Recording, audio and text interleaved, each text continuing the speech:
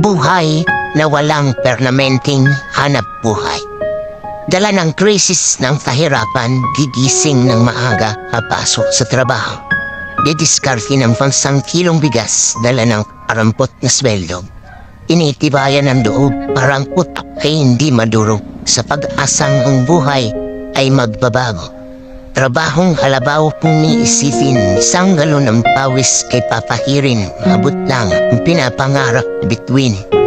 Lumalaban ang patas, ngunit sa mata ng tao ay hindi makakatakas. Pagkat ganitong itsura ng taong walang inapos, inapos man ang kapalaran, ay pilit na pinagsisikapan para makaahang sa ganitong sistemang alakran. Punong man ang negatibo sa mundo, ay pilit na binabago sa pag-aasang darating din ang tunay na pagbabago.